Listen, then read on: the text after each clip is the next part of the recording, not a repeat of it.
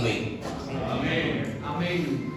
No le faltaba razón al hermano cuando afirmaba que el Señor se encuentra. Amén. Siempre el Señor está con nosotros, independientemente del lugar en el que estemos. Pero tan cierto como eso, es verdad que en ocasiones Dios se manifiesta de una forma un tanto especial.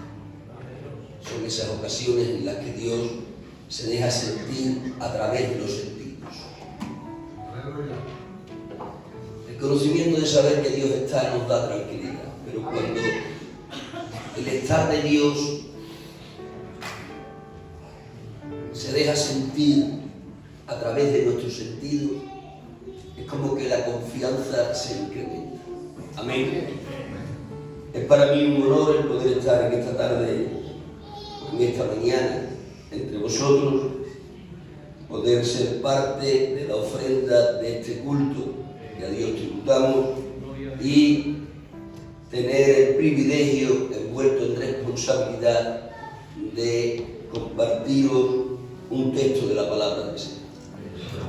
Entiendo que vuestros corazones están óptimamente preparados para recibir esa palabra. Soy consciente de que lleváis un tiempo ya orando, cantando y adorando al Señor. Siempre he creído que quienes tienen tomado el pulso a la iglesia local son el pastor y su grupo de obreros. Por eso es que siempre me agradó, aunque me ocurrió pocas veces, que cuando me han llamado a poder estar con algunos hermanos en algún lugar, siempre me agradó que estos hermanos me dijesen: queremos que nos traigas este o aquel tema. Los hermanos siempre que me proponen esto, lo hacen con muchísimo respeto, y el respeto siempre es algo digno de alabar. Pero yo a ellos siempre les digo: no me lo digáis con tanto freno de mano echado, es que yo creo que esto es así. Yo entiendo que yo no tengo tomado el pulso a Iglesia de Orcasita, por poner el ejemplo que hoy nos ocupa, pero sé que ese señor que está ahí, que es vuestro pastor, junto con el conjunto de obreros que pertenecéis a esta iglesia local, sí que le tenéis tomado el pulso a esta iglesia. Y sois los que sabéis lo que esta iglesia necesita. Es por eso que cuando el otro día me llamaban y me proponían dentro de los dos cultos, en uno de ellos, compartir el tema que ahora os voy a compartir, a mí me parecía excepcional. Así que voy a compartiros lo que me propusisteis de compartir. Entiendo que eso es lo que en esta mañana necesita los que estáis aquí.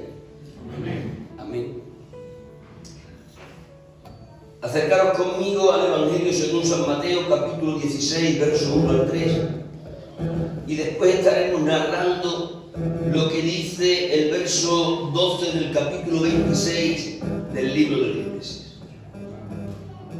Dice así el primer texto citado: vinieron los fariseos y los saduceos para tentarle y le pidieron que les mostrase señal del cielo. Mas él respondiendo les dijo: cuando anochece decís buen tiempo, porque el cielo tiene arreboles, y por la mañana hoy habrá tempestad, porque tiene arreboles el cielo nublado. Hipócritas, que sabéis distinguir el aspecto del cielo, y aquí hay que subrayar, mas las señales de los tiempos no podréis. Mas las señales de los tiempos no podréis. Dejando este texto aquí, nos vamos a trasladar al libro del Génesis, verso 12 del capítulo 26 de dicho libro. Lo narro sin necesidad de leerlo. Dice en el texto citado que Isaac, el hijo de Abraham, sembró y cosechó al 100 por 1. Esto es algo excepcional. Segar al 100 por 1 es algo realmente extraordinario. Pero si miramos ese verso 12 del capítulo 26 de Génesis, a la luz del verso 1 de ese mismo capítulo, lo extraordinario se eleva a milagroso. En el verso 1 del capítulo 26 de Génesis dice que había hambre sobre toda la tierra.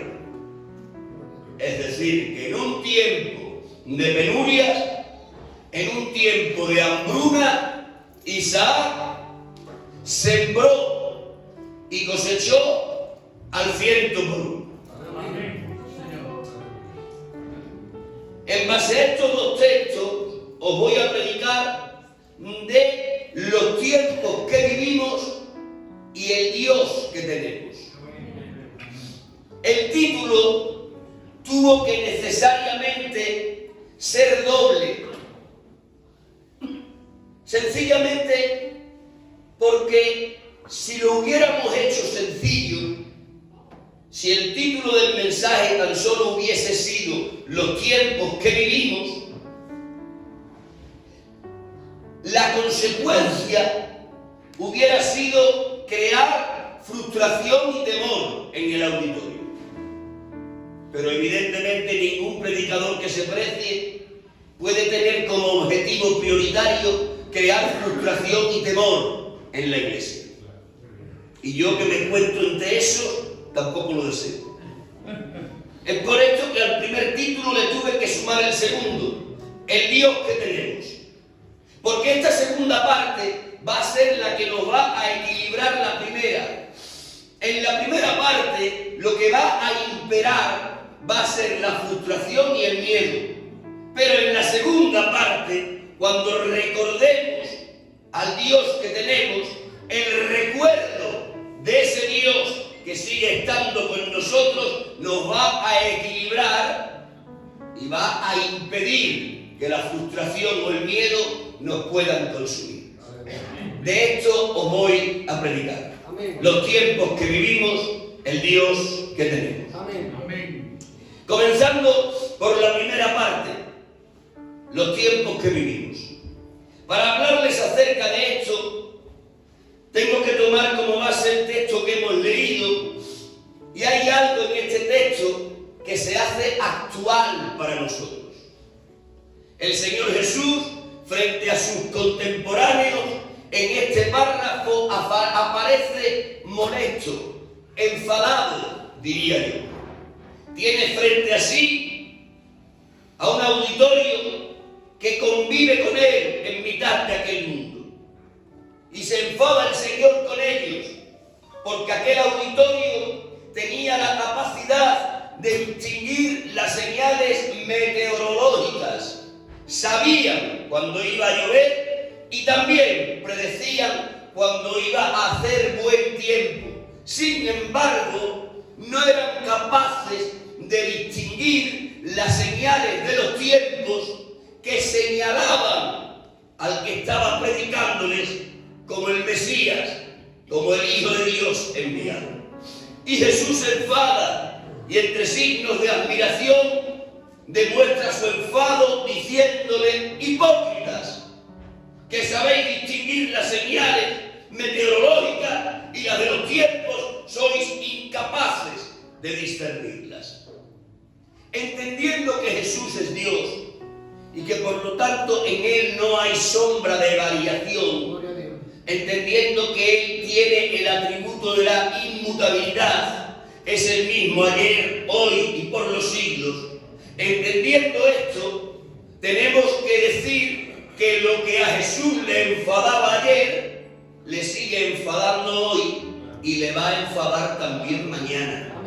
Si ayer le enfadó que sus contemporáneos no fueron capaces de distinguir las señales de los tiempos, hoy al Señor le va a seguir molestando que su iglesia no sea capaz de distinguir en este tiempo las señales de dichos tiempos.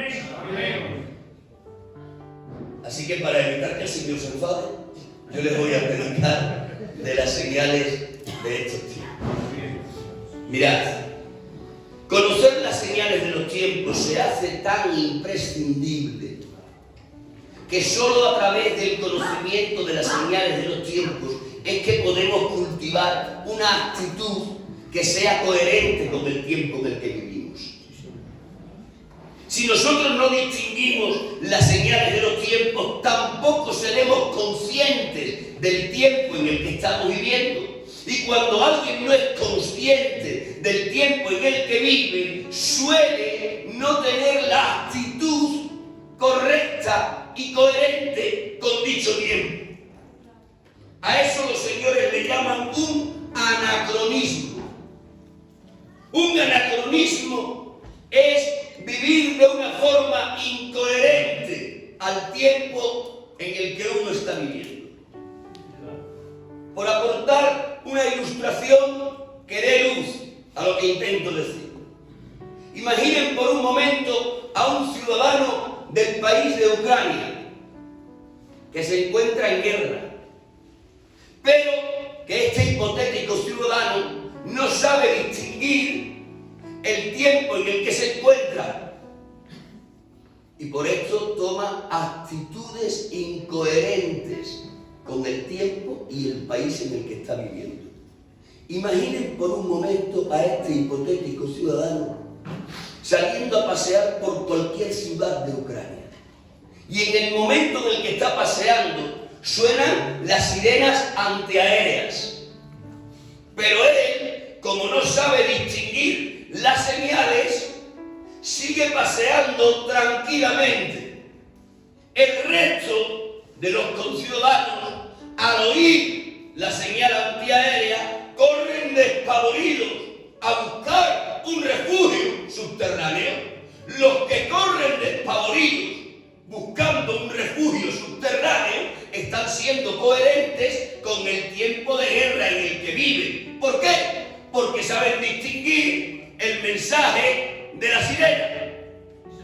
Pero este hipotético del que estamos hablando sigue plácidamente paseando y silbando.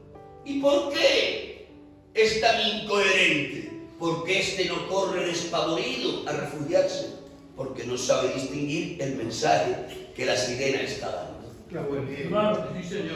Así somos nosotros si no somos capaces de distinguir las señales de los tiempos.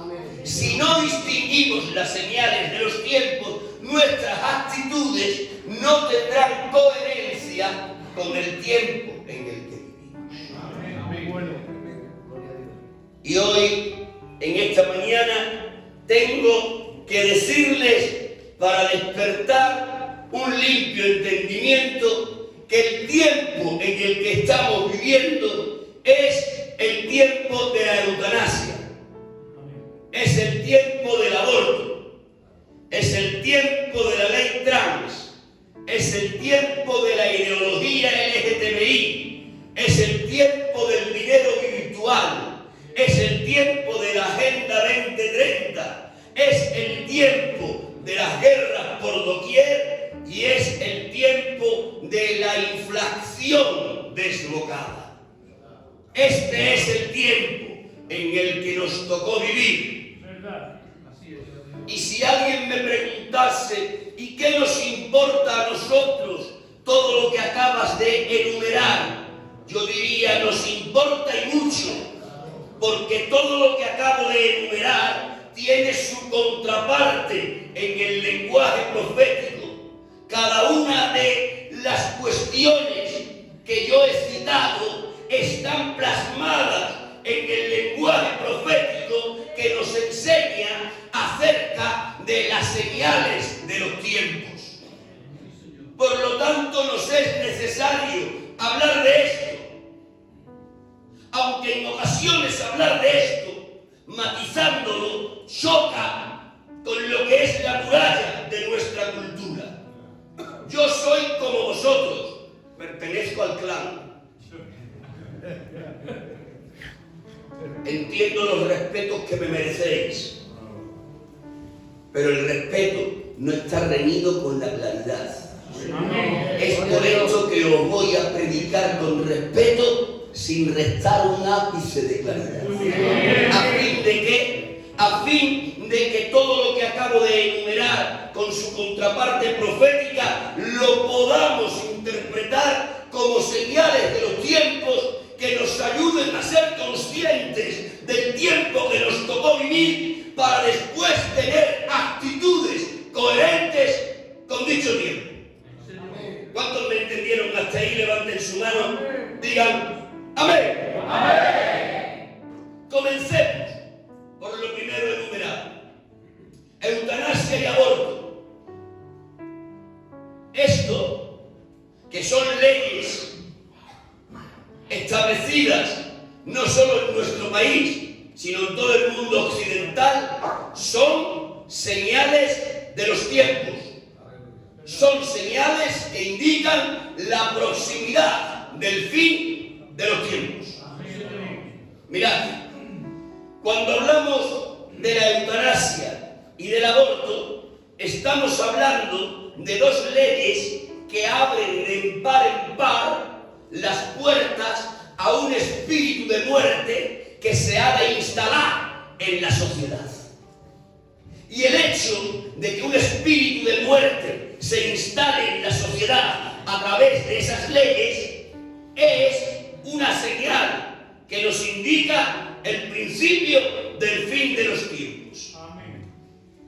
Cuando hablamos de la eutanasia, estamos hablando de esa ley de asesinato legal que los gobiernos la maquillan diciendo que es una dignidad.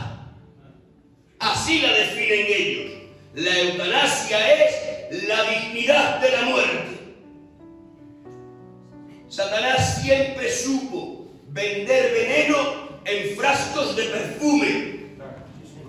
Y cuando él nos ha tenido que vender la eutanasia, ha dicho a la gente que se encuentra con enfermedades terminales y que ya no tienen posibilidad de sanar, hay que dejarlos morir con dignidad. Y han llevado esto hasta la cinematografía para que nuestras mentes acaben siendo contaminadas con lo que nos quieren decir. Ellos le dicen a la eutanasia la dignidad de la muerte. Yo digo que es un asesinato camuflado con legalidad. Al enfermo terminal, lo que hay que hacer con él es aplicarle cuidados paliativos. Pero ¿cuál es el problema de esto? Que los cuidados paliativos le cuestan mucho dinero a las arcas del Estado. Por lo tanto, es mucho más fácil ahorrar dinero y matarlos diciendo que matándolos les estamos dando dignidad. Sí, señor. Al lado de esta ley se encuentra la ley del aborto. El aborto es una ley que, por desgracia, lleva ya bastantes años con nosotros. Pero ahora, recientemente, le han dado una vuelta más de tuerca. Y actualmente, en este país nuestro y en todos los países del entorno, es legal que una niña, digo bien, una niña con 16 años pueda abortar en la 14ª semana de embarazo y sin pedir permiso a sus padres. Y cuando nos venden esto, nos dicen esto es un derecho de la mujer. La eutanasia es una dignidad y el aborto, con 14 semanas de embarazo, teniendo 16 años y consultar con los padres, resulta que es un derecho. Pues yo digo que esto, que se nos dice que es un derecho, es otro asesinato camuflado de legalidad. Con la eutanasia matamos a los que ya no son útiles, ni provechosos, ni pueden rendir en la sociedad. Y con el aborto matamos a aquellos que todavía a la sociedad no llegaron. Asesinatos camuflados de legalidad. Pero en relación al lenguaje profético, que es lo que a nosotros nos interesa en esta mañana, estas dos leyes son llaves que han abierto puertas de par en par para que se establezca con normalidad en nuestra sociedad lo que es un espíritu de muerte. Y un espíritu de muerte establecido en la sociedad es una de las características que van a distinguir a la sociedad del tiempo final.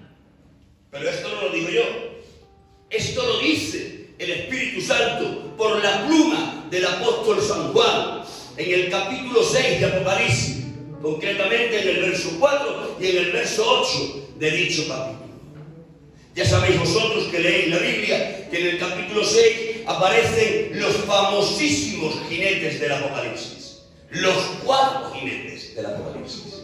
Pues bien, 2 de ellos están relacionados directamente con ese espíritu de muerte que se va a aposentar en la sociedad del final. En el capítulo 6, verso 4 de dicho libro de Apocalipsis aparece uno de estos jinetes y ahí se nos dice que éste tendrá la capacidad de quitar la vida a la tercera parte de los habitantes de la tierra.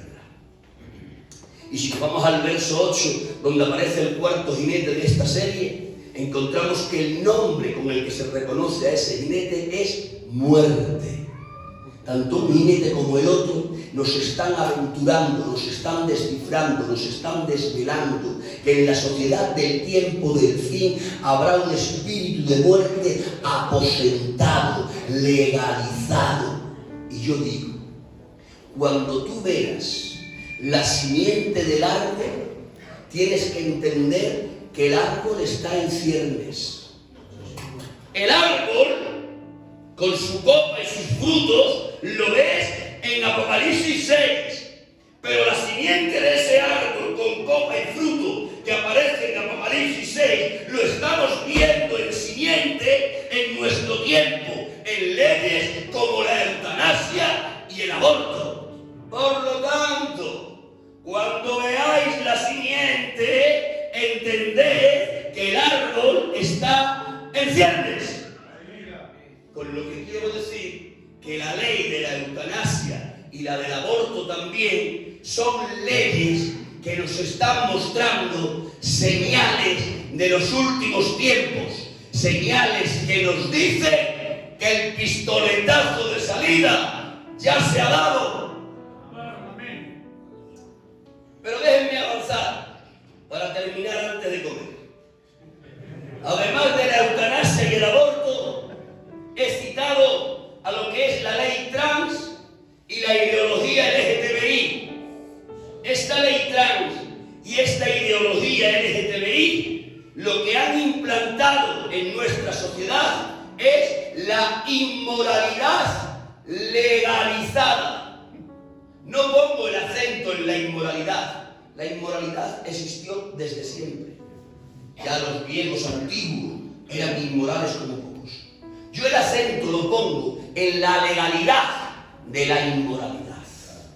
La ley trans, que es una de las llaves que ha legalizado la inmoralidad, es una ley que dice que una criatura con 12, 14 años puede sentirse chica aunque su cuerpo diga que es chico. Y esta criatura, que fisiológicamente es un varón, pero que dice sentirse mujer, se le da la posibilidad de, sin consultar con sus padres y sin ningún respaldo médico o psicológico, pueda ir a cualquier organismo oficial del Estado y exigir que en su documento nacional de identidad se le cambie el género. Y en la casilla de género, en vez de poner varón, que es lo que dice su fisonomía, pueda poner mujer, porque es lo que esta criatura se siente.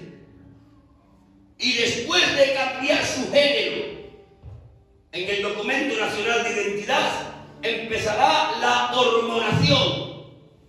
Y después de la hormonación, llegará la cirugía con la amputación, si es necesario. Y eso hoy se permite a una criatura con 14 años, sin respaldo médico y sin consentimiento de sus padres. A una criatura con 14 años no se le permite en la casa elegir el menú que va a comer. Porque si se le permitiese, estaríamos todos los días desayunando pizza estaríamos comiendo kebab y estaríamos cenando hamburguesas. Y eso traería un perjuicio de salud, crearía obesidad. Es por eso que hoy las leyes nos respaldan para decir una criatura con 8, 10, 12, 14 años no puede elegir el menú. Y el argumento que se da desde la sociedad es: ¿cómo va a elegir el menú con esa edad? Si raciocinio maduro todavía no tiene. Y lo aplaudimos. Hoy día en nuestra sociedad, con 12 o 14 años, una criatura no puede ir a un establecimiento público y comprar tabaco o bebidas alcohólicas. Y el razonamiento es: no les dejamos con esa edad porque todavía no han madurado. Y todos lo aplaudimos. Hoy día en nuestra sociedad, con 8, 10, 12 o 14 años, no se tiene derecho a votar. Y argumentamos la prohibición desde la perspectiva de que no tienen madurez para elegir el gobierno del país, y lo aplaudimos.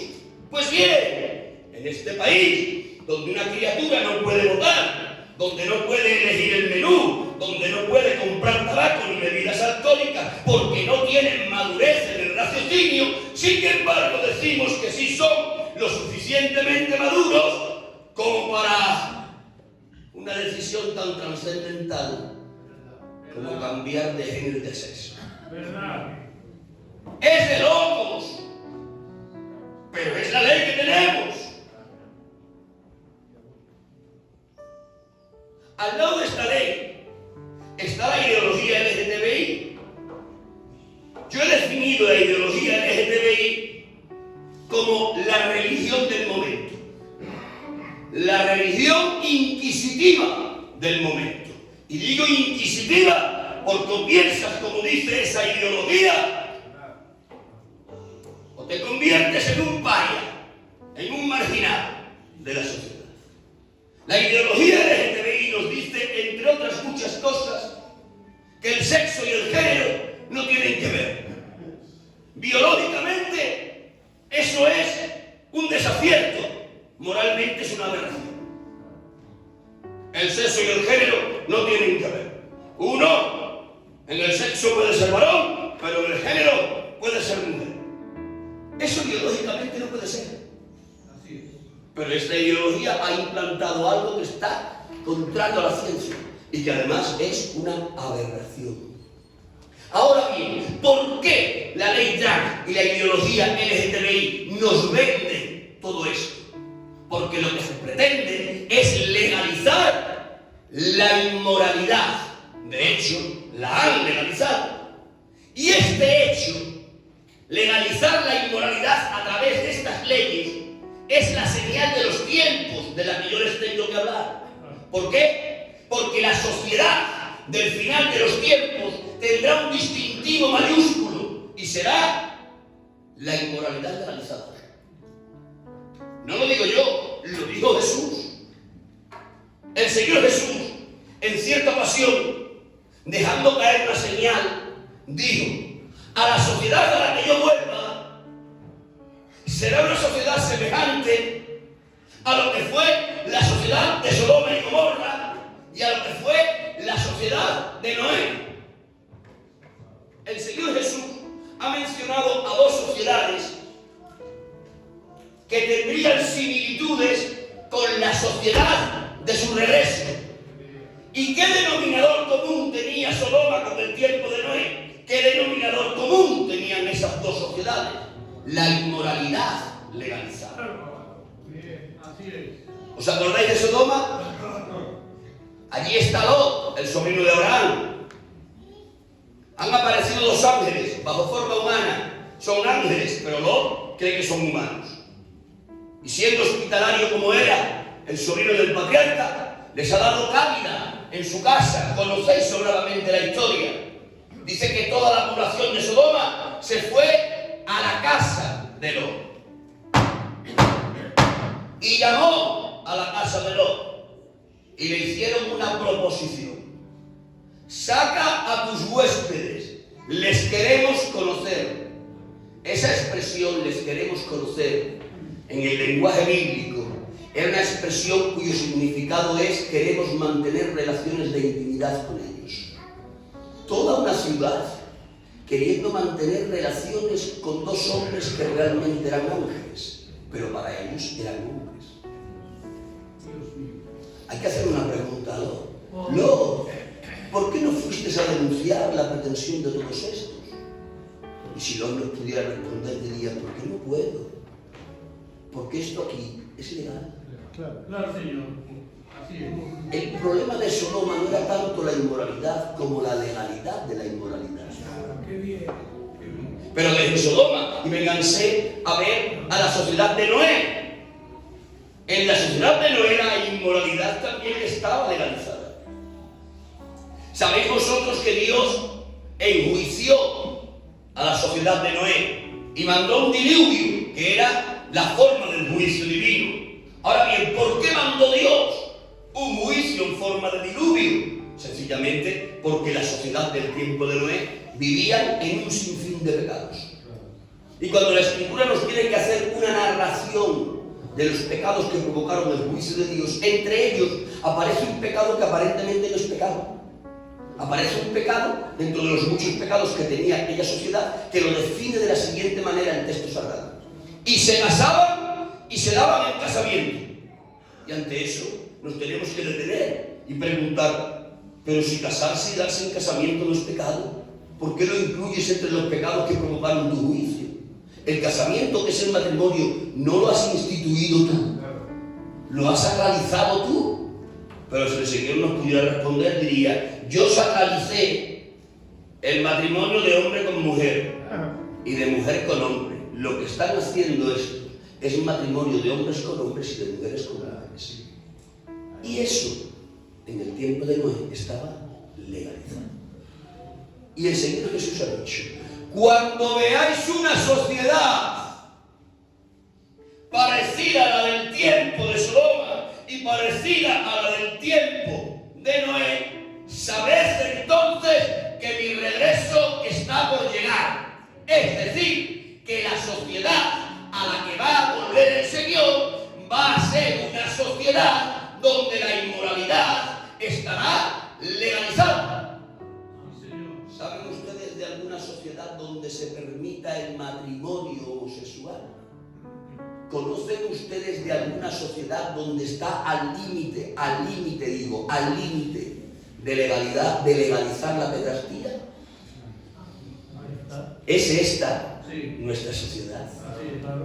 Por lo tanto, observando la legalidad que a la inmoralidad se le está dando en nuestra sociedad, tenemos que alentarnos y decir, esto es el principio de una señal que nos anuncia que el tiempo del fin se acerca. Amén. Adiós. Pero déjenme andar un poco más, ganando tiempo. Eutanasia, aborto, ley trans, ideología LGTBI, dinero virtual. El dinero virtual es otra señal de los tiempos que nos alerta de que el tiempo del fin se acerca. El dinero virtual es una proposición de ley que está en todos los gobiernos, los del norte, los del sur, los del este y los del oeste. Hay un acuerdo común entre los gobiernos mundiales acerca de que el dinero físico tiene que desaparecer. Tiene que desaparecer el dinero moneda, el dinero papel, el dinero plástico, y dicen ellos, porque esta será la única forma de terminar con la economía sumergida. Y si no hay dinero físico, ¿qué ha de haber? Dicen ellos, el dinero virtual. De hecho, al próximo dinero virtual ya le tienen puesto nombre. Y habrá quien pregunte entre vosotros, ¿y qué tiene que ver esto con el final de los tiempos? Digo mucho, en gran manera. ¿Por qué? Porque el dinero virtual es la plataforma económica necesaria para que se haga realidad en la historia el número más famoso de toda la numerología bíblica. El número más famoso de toda la numerología bíblica es el 666, que es el nombre o el número de la bestia, y que dice el lenguaje profético que con ese número serán sellados los que se aquellos que no se quieran sellar y adorar a la bestia tendrán una contraprestación negativa, un castigo. Si no te sellas, no podrás comprar ni vender. Subrayen esto. Los que no se sellen para adorar a la bestia, el castigo será que no podrán comprar ni vender. Es decir, el número o el sello está relacionado con el mundo de la economía, con el mundo de la compraventa. ¿Por qué? Porque el castigo por no sellarse será no poder comprar ni vender. Os hago una pregunta sin que me respondáis. ¿De qué manera un gobierno podrá controlar a toda una población mundial para que no compre ni venda si es que no se quiere sellar? La única manera de ejercer un control mundial de una economía global es a través de que la economía no sea física sino virtual. Mirad, si la economía física siguiera existiendo en el final de los tiempos y el anticristo con el falso profeta empezasen a proclamar el 666 y empezasen a decir el que no se selle será castigado por no comprar ni vender, sería muy difícil de aplicar. ¿Por qué? Porque mientras que yo tenga dinero físico en mi bolsillo, me voy y compro, me voy y vendo. ¿Cómo vas a controlar a toda una población? La única manera posible de controlar a una población global para que no puedan comprar ni vender como castigo por no quererse sellar es tener una economía eminentemente virtual. Si tú tienes una economía virtual, estamos hablando de que tu economía aparecerá en tu móvil con los números de los dineros que tienes, pero tú no ves el dinero ni lo tocas tampoco. Y esos números que aparecen en tu móvil, que son el reflejo de tu economía virtual, los controlan los gobiernos. Y cuando el gobierno del anticristo vea a esta parte de la sociedad que no se quiere sellar, a esa parte de la sociedad bastará con una tecla que les impida recibir el dinero virtual en su telefonía móvil. Es decir, que el 666 está ligado necesariamente para su cumplimiento con una economía eminentemente virtual. Claro, sí, señor. Cuando yo empiezo a escuchar a todos los gobiernos que quieren erradicar el dinero físico y establecer la economía virtual, cuando yo escucho eso, digo, esto es una señal de los tiempos. Claro. Es una señal de los tiempos que me está alertando de que el regreso del Señor está cerca. ¿Por qué? Porque estoy viendo en Sevilla lo que en el final de los tiempos va a ser una realidad. Pero déjenme avanzar un poco más. Eutanasia, aborto, ley trans, ideología LGTBI, dinero virtual. Agenda 2030. La Agenda 2030 es la agenda más famosa que hay en la actualidad. Todos los presidentes de gobierno, preferentemente los del mundo occidental, notarán ustedes que en la solapa llevan un pin, que es un círculo con un montón de dibujos, concretamente 17 colores. Cada uno de los colores representa a uno de los proyectos de la Agenda 2030. La Agenda 2030 es una agenda de 17 proyectos que se pretenden alcanzar. Si cualquiera de ustedes quiere leer los proyectos de la Agenda 2030, le bastará con teclear en Google Agenda 2030 y ahí le van a aparecer. Cuando los lea, se va a sorprender gratamente, porque si lee superficialmente los 17 proyectos de la Agenda 2030, usted será capaz de firmarlos debajo. Porque aparentemente todos son buenos proyectos.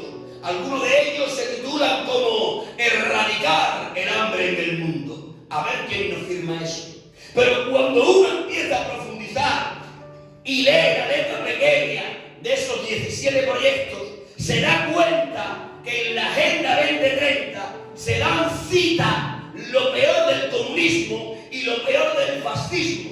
Cuando uno mira detenidamente la Agenda 2030, se percata que lo que pretende dicha agenda es crear un gobierno global. Y esto de crear un gobierno global nos tiene que alertar afectar a nosotros? Digo mucho, en gran manera. ¿Por qué? Porque la creación de un gobierno global es la plataforma política necesaria para la aparición de ese sujeto al que llamamos anticristo o hombre de pecado o cuerno pequeño. Si leemos a Daniel, cuerno pequeño. Si leemos a Pablo, hombre de pecado. Si leemos a Juan, anticristo, llámale como quieras. Pero para que ese personaje aparezca, es necesario una plataforma política de gobierno global. ¿Y eso dónde está escrito? Eso está escrito en el libro del profeta Daniel, en el capítulo 2 y del capítulo 7 de dicho libro. En esos dos capítulos, el profeta Daniel recibe una revelación con dos ropajes literarios distintos. Cuando tú leas el capítulo 2 y el capítulo 7 de Daniel, tienes que saber que estás leyendo la misma revelación, solo que entregada de dos formas distintas. Y por ahorrar tiempo, lo que Dios le dice a Daniel en esos dos capítulos es: Daniel, abre los ojos, agudiza el oído, te voy a revelar todo lo que va a pasar desde tu tiempo y hasta el tiempo del regreso del Hijo del Hombre.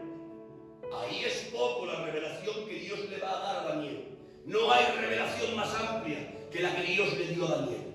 Le va a dar una revelación que abarca desde los tiempos del Imperio Babilónico y hasta el regreso de Jesús en gloria. Y se lo da en esos dos capítulos que he mencionado.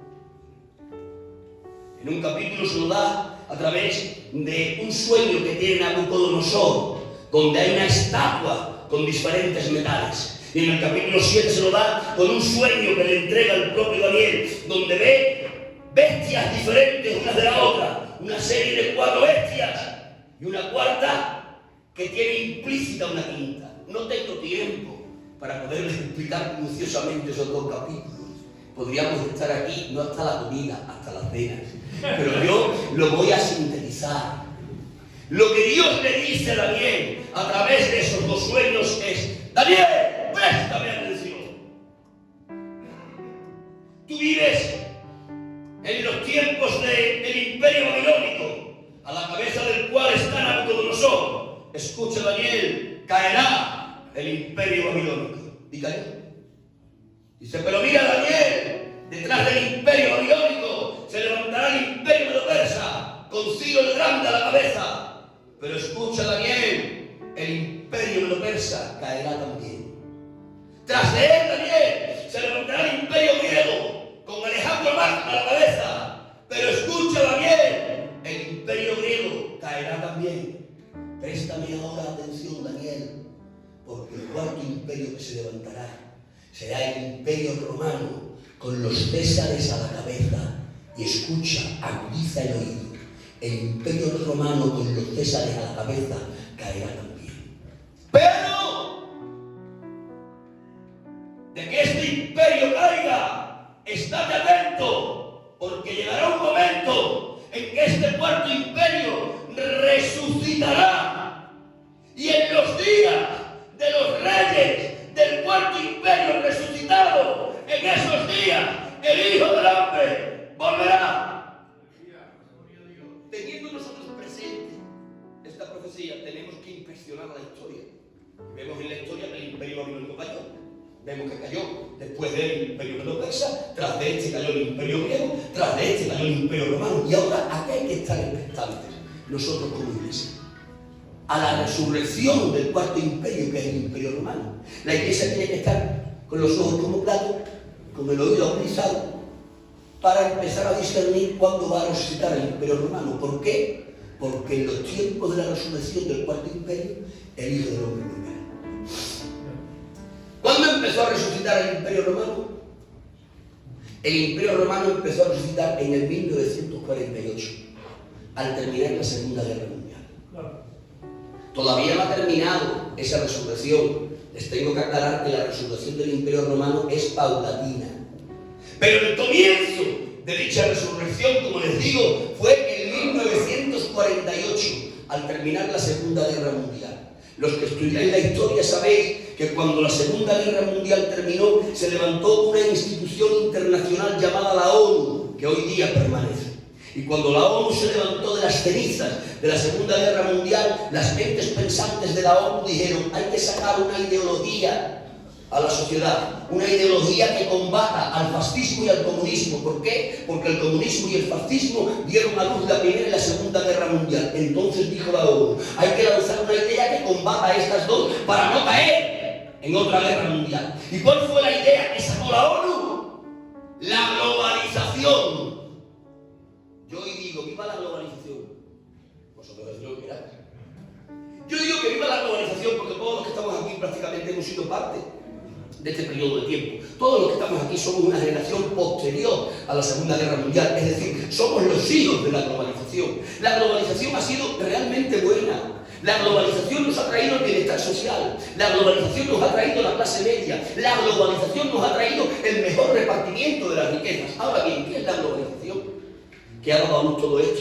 La globalización no es otra cosa que haber hecho al mundo más pequeño, haberlo intercomunicado. La globalización ha dado a luz que lo mejor de cada país se puede importar a otro país. Ha creado confraternidad, ha creado comunidad, ha reducido los límites y el mundo se ha convertido en una aldea común para todos. Ahora bien, esto de la globalización lo inventó la ONU. Históricamente tengo que decir que no. La idea de la globalización no la inventa la ONU. La idea de la globalización la inventan los romanos. El cuarto imperio en la serie de 4 de Daniel. Son los romanos los que inventan la globalización. Los que estudian la historia lo saben, como yo. Roma, en su política externa, en su política de guerra, cuando llegaba a un país, en el campo de batalla le ganaba, porque tenía un ejército superior a los demás. Pero de que le ganaba, le decía al país al que había derrotado: escucha, país, no te quiero exterminar aunque te he derrotado. Te propongo que te hagas una provincia del imperio que yo represento. Y además te propongo que tus materias primas buenas me las vendas a mí y yo te venderé de las materias primas buenas que yo tengo. Eso lo hicieron los romanos, lo hicieron con los griegos, lo hicieron con los galos, lo hicieron con los hispanos, lo hicieron con los bretanos, lo hicieron con todos los que conquistaron. Llegaban, conquistaban, les pisaban la cabeza y después decían: mira, te tengo la cabeza bajo el pie, pero no te quiero exterminar. Hazte parte de mí. Y se iban uniendo los países, haciéndose provincias del Imperio Romano. Y empezó la intercomunicación de los bienes comunes.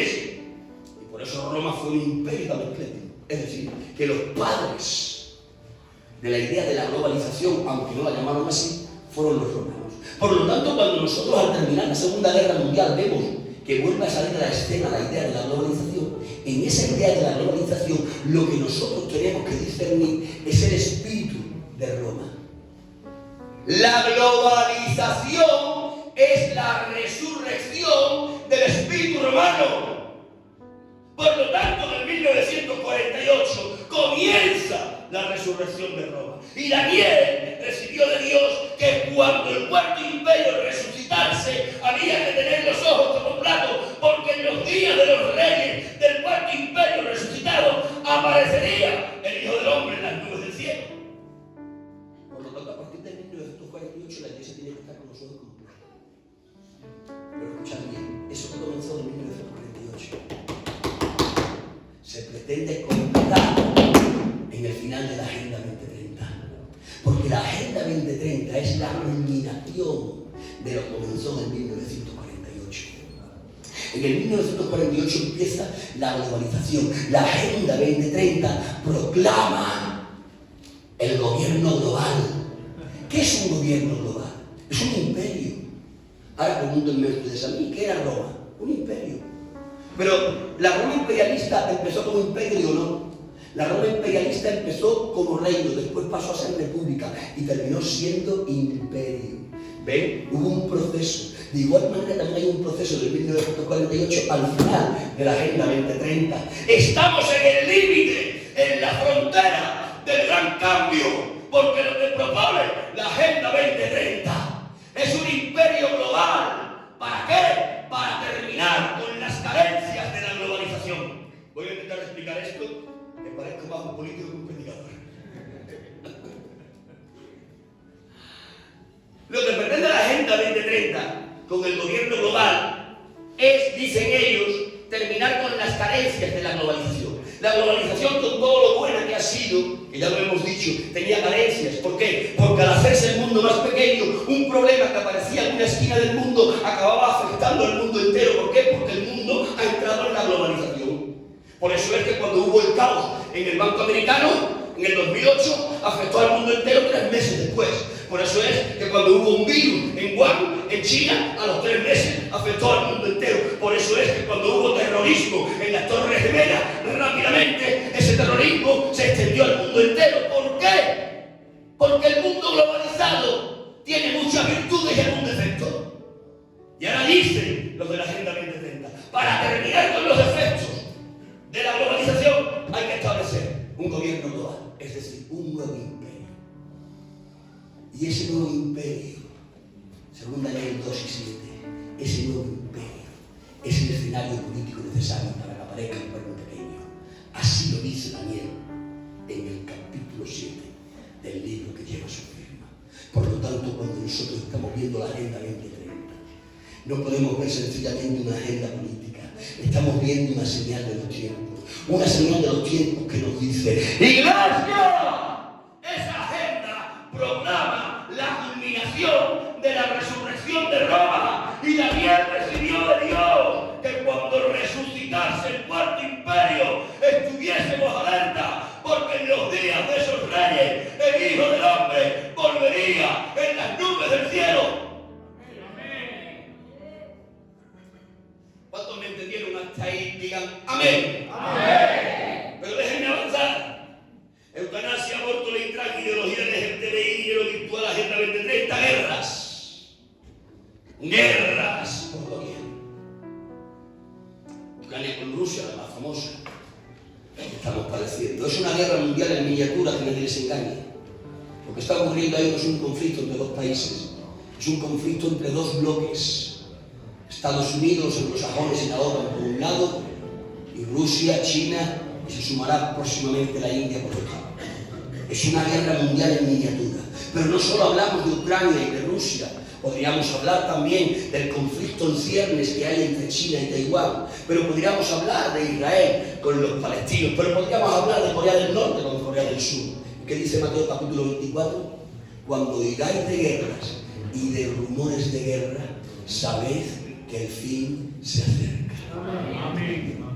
Y a todas estas señales le voy a sumar la última, la inflación. Las hermanas conocen más que nosotros. La inflación les ha creado dolor de cabeza a las empresas. ¿Por qué? Porque van al supermercado y se encuentran que los precios están disparados, pero después vienen sus maridos y se encuentran que los sueldos no se han aumentado. El sueldo no se aumenta, pero los precios se disparan. Eso es lo que da a luz la inflación. Preguntadme, ¿la inflación es una señal de los tiempos? Sí. No lo digo yo. Lo dice la palabra del Señor, Apocalipsis 6, verso 6. En Apocalipsis 6, verso 6, Juan, por inspiración divina, dice que en los últimos tiempos un hombre tendrá toda la jornada laboral hecha, y lo que ganará después de un día de arduo trabajo le servirá tan solo para comprar un mendrugo de pan. Eso es inflación dura y pura. Por lo tanto, en el final de los tiempos habrá una inflación descomunal y nosotros empezamos a ver una inflación desbocada. Cuando veas la semilla, sepas que el árbol va a terminar por aparecer. ¿Cuántos me entendieron hasta ahí? Levanten sus manos, griten gloria a Dios. ¡Gloria! Mejor aplauso que tengas para Dios.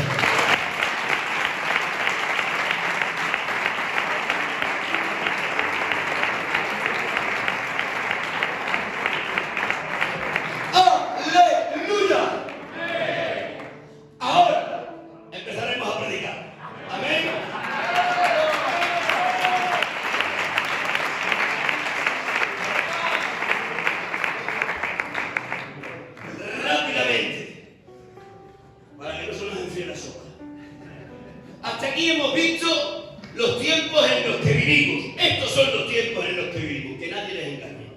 Y estos tiempos nos dicen que no podemos seguir viviendo en la burbuja de la religión. No podemos seguir viviendo en la burbuja de la ceremonia.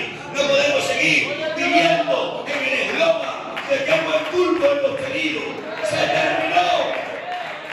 Iglesia. iglesia no ha sido llamada a recluirte en 4 paredes. No fuiste llamada a vivir en la burbuja de la religión. No fuiste llamado a estar amparado en el pobre eslogan de qué buen culto hemos tenido. No se trata de eso. Porque si estamos así, seremos semejantes al hipotético ucraniano que iba caminando, escuchaba la sirena y seguía silbando. Su actitud no era coherente con el tiempo en el que vivía. ¿Por qué? Porque vivía en un anacronismo. No reconocía el sonido de la sirena.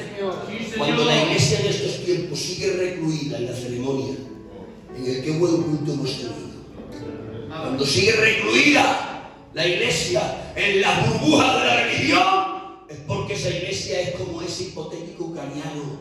No está distinguiendo las señales de los tiempos y el mundo se cae y ella sigue silbando. Estos son los tiempos en los que vivimos. Y estos tiempos nos están haciendo una llamada de alerta. Nos están diciendo: iglesia, abre los ojos, agudiza los oídos, despierta. Te ha tocado vivir en el mundo de los preámbulos del final de los tiempos. Sé consecuente con el tiempo que estás viviendo. Empieza a ser la sal que frena la corrupción. Empieza a ser la luz que hace que se disipen las tinieblas. Estos son los tiempos que vivimos. Dejadme hablar ahora brevemente del Dios que tenemos.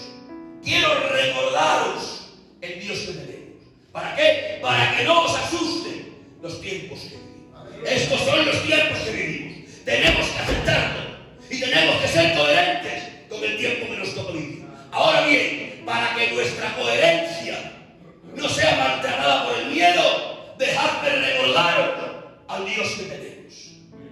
Para recordaros al Dios que tenemos, tengo que tomar el primer texto del que hablé. Génesis 26, verso 12, a la luz de Génesis 26, verso 1.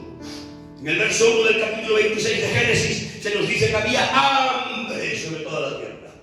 ¿El hambre es una dificultad? Claro, vosotros no tenéis hambre. Pero preguntadle a los del sur de África. El hambre no es una dificultad. El hambre es algo terrorífico. Preguntadle a los abuelos que vivieron la posguerra en España.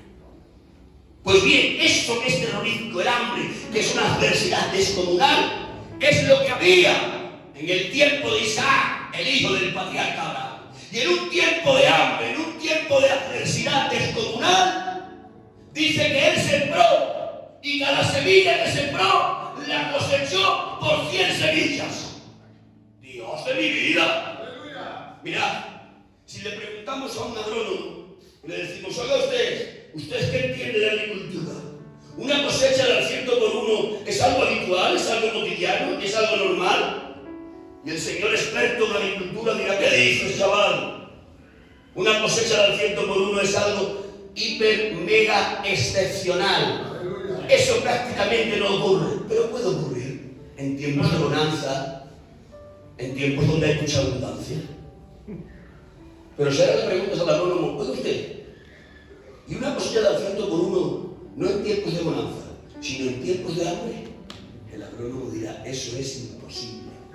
Eso ya no es mega hiper difícil. Eso, si se da, es un milagro. Aleluya. ¿De acuerdo?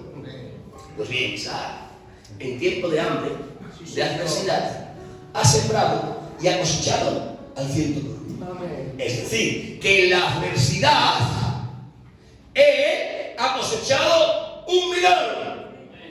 Quédense eso ahí en la retina de su mente. Vénganse conmigo a otro texto que nos va a recordar al Dios que tenemos. El texto no lo voy a leer, es famoso. El cruce del Mar Rojo. ¿Se acuerdan? Allí está el pobre de Moisés, pastor de una iglesia de 2-3 millones de personas. Frente a ellos está el Mar Rojo cerrado y tras de ellos está Faraón con la idea de exterminarlos. ¿Qué ha hecho Moisés? Lo que hay que hacer cuando hay un problema y se conoce a Dios. Cuando hay un problema y se conoce a Dios, lo primero y que de forma urgente hay que hacer es ir a hablar con Dios. Aleluya. Y se fue a hablar con Dios. Llamó a la oficina del jefe y le dijo: ya ves, el problema que tenemos. Y el jefe apareció en la ventana de la oficina y le dijo, ¿qué quieres? Dice, dame la solución. Dice, dile al pueblo que marche. Y Moisés se vino con la solución del jefe. Y le dijo, me ha dicho Dios que nos diga que marchemos. Y cuando el pueblo empezó a andar, después tocó con el palo el mar y el mar se abrió. Y el pueblo pasó por el medio en seco. Pasar por un mar abierto en seco es un milagro. A ellos no, ellos todos los días pasan.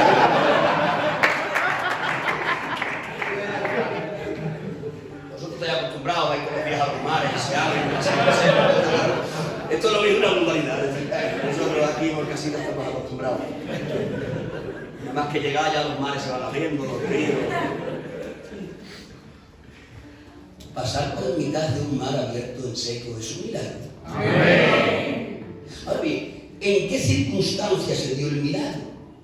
En una circunstancia de extrema adversidad. Faraón quería exterminarlos. En los prolegómenos de un exterminio se da el más grande de los milagros. Amén. El cruce del Mar Rojo es el más grande de los milagros del Antiguo Testamento. El que se repite hasta el día de hoy entre el pueblo de Israel sin cesar. Es decir, que el más grande de los milagros se dio en la peor dificultad. Quedamos eso en la mente. Venidos al tercer texto para recordar al Dios que tenemos. Les voy a hablar de una batalla desigual. En un lado del ring está Goliat, con 3 metros de altura, fibra, musculatura, un campeón de los filisteos, un boina verde, el Rambo de aquel tiempo. Y en el otro rincón está un chavalín, apenas un adolescente, enclenque, rubillo de ojos claros, y por armamento tiene una honda y 5 piedras. Cuando tú examinas a los rivales, ya aventuras el resultado. Yo sé que vosotros lo sabéis, pero imaginad que no lo sabéis. Si no supiésemos el final de la película y viésemos a un rival y al otro, diríamos, lo va a despedazar. Iríamos al chaval y le diríamos, muchacho, te queda mucha vida, ¿dónde vas? Te va a partir en 10, le va a dar tus carnes a las aves del cielo, ¿no le ves? Son 3 metros casi de musculatura, de fibra. Está enseñando todas las artes de la guerra. Tiene jabalina, espada, escudo, malla. ¿Quién eres tú? Un pastor de ovejas prestadas, ni color tienes en la cara. Todas las armas que tienes son 5 piedras. Con 5 piedras vas a enfrentar al Rambo. No seas ridículo, márchate a tu hogar. Eso es lo que le hubiéramos aconsejado. La pelea era a todas luces desigual. Pero se dio la pelea. Y cuando salen al centro del campo de batalla, el chavalín, el rubio sin color, ha tomado una piedra de las 5, la ha puesto en la onda. Ya sé que sabéis el final, pero a mí me gusta hacerlo.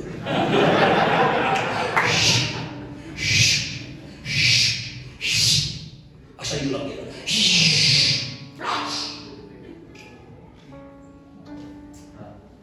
Dice el texto sagrado que la piedra se quedó incrustada en la frente de Goliat. Si no fuera porque es la Biblia la que dice eso, yo diría que es mentira. Solo que lo dice la Biblia y lo creo. Y diría que es mentira si no fuera lo que dice la Biblia, porque yo soy de la generación de Barrio Sésamo. Mi generación jugaba en la calle y entre otros juegos salvajes que teníamos uno de ellos que era tirarnos piedras. Vosotros no entendéis de eso, pero yo sí. Éramos un poco salvajes, es verdad, pero era el juego que teníamos. Yo sé lo que es tirar piedras y sé que me tiren piedras. Yo he herido a gente y a mi gente también, pero yo nunca he visto que una piedra se quede incrustada en la frente. Las piedras te dan la mecha y te botan. Pero el texto sagrado dice que la piedra se quedó incrustada en la frente de Goliat. ¿Qué me indica eso? Que la piedra no la lanza el rubio pastor de ovejas prestadas. La piedra la lanza el Espíritu de Dios. El Espíritu de Dios.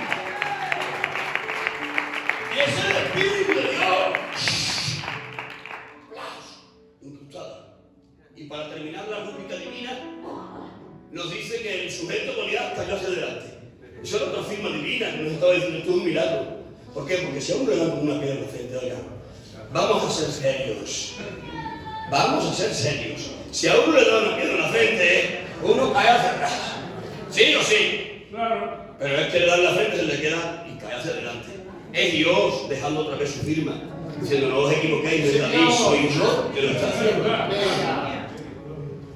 Dígame, ¿cuándo se produce el milagro de la caída de Goliat a los pies de David? ¿Cuándo se produce el milagro? En la peor adversidad. El ejército de Israel estaba a punto de ser exterminado. Teniendo esto presente, intenten buscar un denominador común a las tres historias que les he contado. ¿Cuál es el denominador común de la cosecha del 100 por 1, del cruce del Mar Rojo y de la desigual pelea entre David y Goliat? El denominador común es que la dificultad fue la tierra donde germinó lo sobrenatural. No digáis nada.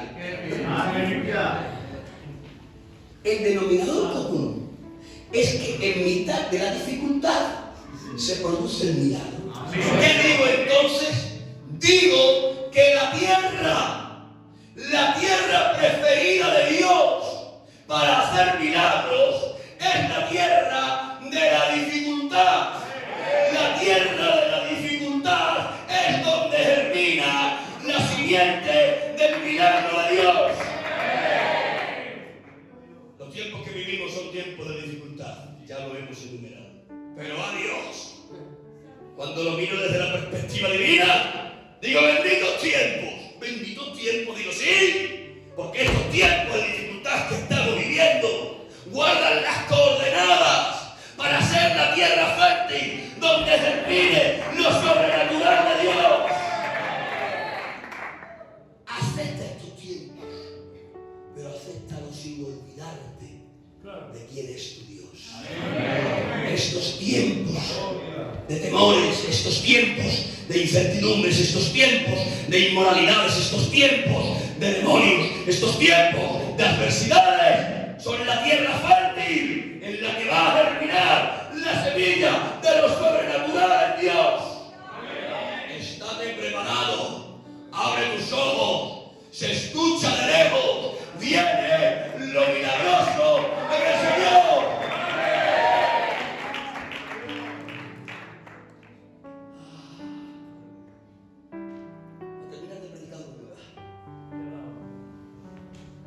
Ya sabemos los tiempos en los que vivimos.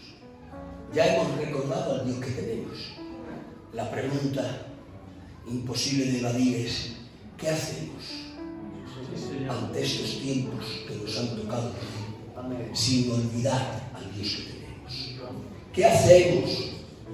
Vuelvo a repetir, ante estos tiempos que nos han tocado vivir, sin olvidar al Dios que tenemos. ¿Podemos, pastor, salir a la calle? ¿Podemos enfrentar frontalmente a todo lo que está ocurriendo? Podemos hacerlo. Pero yo diría que sería una acción carente de sabiduría. ¿Por qué? Porque todas las señales que yo he enumerado, que son señales de los tiempos, todas ellas han alcanzado el poder legislativo. Es decir, se han convertido en ley. Y cuando una aberración, por muy aberración que sea, alcanza el poder legislativo, el transgredirla se convierte en un delito. Es por eso que hoy día los provida, cuando van a una clínica abortiva, intentan aconsejar a una chiquilla que va a abortar diciéndole que hay otras alternativas, ya no lo pueden hacer. ¿Por qué? Porque está tipificado en el Código Penal español actual como delito. No solo es que no les dejan aconsejar a las niñas que van a abortar, sino que tan siquiera les dejan orar. Cuando un provida ora en silencio frente a una clínica abortiva, la policía viene, esto que os estoy contando ha pasado, viene y le dicen, ¿qué hace usted? Dice, estoy orando. No puede usted orar. Y han prohibido. ¿Por qué? Porque la aberración, aunque sea una aberración, si alcanza el poder legislativo y la transgriedes, es un delito. Y a los delincuentes se les llevan delante de los jueces. Y los jueces emiten sentencia conforme a la ley vigente y te pueden llevar preso. Por lo tanto, pastor, podemos irnos a la calle a confrontar. Podemos irnos a confrontar la eutanasia, podemos ir a confrontar lo que es el aborto, podemos ir a confrontar lo que es la ley trans o la ideología LGTBI. hacerlo, claro que podemos, pero correremos el riesgo de enfrentarnos con la ley, porque esto alcanzó el poder legislativo. Claro. Por lo tanto, yo desecharía el intentar confrontar frontalmente todo lo que está ocurriendo. Intentaría enfrentarlo con sabiduría del cielo.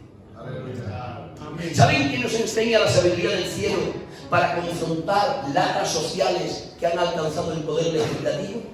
El que nos enseña a cómo enfrentar lacras sociales que han alcanzado el poder legislativo es San Pablo. Nos lo enseña en todas sus cartas. Si ustedes estudian las 13 cartas de San Pablo, llegarán a la conclusión que en la dosología, en el final de la carta, San Pablo siempre habla de amos y esclavos. Habla de amos y esclavos. Os pregunto, ¿la esclavitud es algo execrable? Indudablemente. ¿La esclavitud es algo condenable por Dios? Claro que sí. ¿Aprueba Dios la esclavitud? Tenemos que decir con mayúsculas que no. Pero en el tiempo de San Pablo la esclavitud había alcanzado el poder legislativo. Era legal tener esclavos. Había cristianos que tenían esclavos. ¿Y qué hizo San Pablo? ¿Los confrontó alguna vez frontalmente? Nunca. Lean ustedes la carta a Filemón. Si yo soy Pablo y Filemón es mi oveja y tiene esclavo a Onésimo, palabra de corazón que yo, con lo irascible que soy, le digo: Filemón, cristiano Filemón, te voy a excomulgar de la Santa Cena y te voy a impedir entrar en la comunión de la Iglesia. No tienes perdón de Dios, como dices que eres cristiano y tienes a un esclavo que se llama Onésimo. Eso lo hubiera hecho yo, pero San Pablo no. Porque San Pablo, a diferencia de mi persona, tiene sabiduría divina. Porque sabe que la esclavitud ha alcanzado el poder legislativo. Entonces lo trata todo con sabiduría divina. ¿Y qué le dice a los amos San Pablo? Le dice: amos, tratad bien a los esclavos. No olvidéis que vosotros tenéis un amo en los cielos. ¿Y qué le decía a los esclavos? Esclavos, servid bien a vuestros amos. No solo a los fáciles de soportar, sino también a los de carácter difícil. Porque cuando les servís a ellos bien, estáis dando testimonio de vuestro Dios. Es decir, que San Pablo hizo que entre el amo y el esclavo empezase a fluir una relación de fraternidad. Y el mensaje de amor fue el que hizo caer la conducta errada de la esclavitud. La esclavitud desapareció del Imperio Romano gracias al mensaje cristiano, pero no al mensaje cristiano confrontando, sino al mensaje cristiano superior. El mensaje superior hace caer la conducta inferior. Por lo tanto, nosotros, si queremos confrontar todo lo que estamos predicando, tendremos que confrontarlo no frontalmente, porque entonces corremos el riesgo de ir presos. Y Dios no nos quiere presos, nos quiere libres para predicar. ¿Qué tenemos que hacer? Prediquemos con sabiduría. Sí, Señor, y a Dios. ¿Cuál es la sabiduría?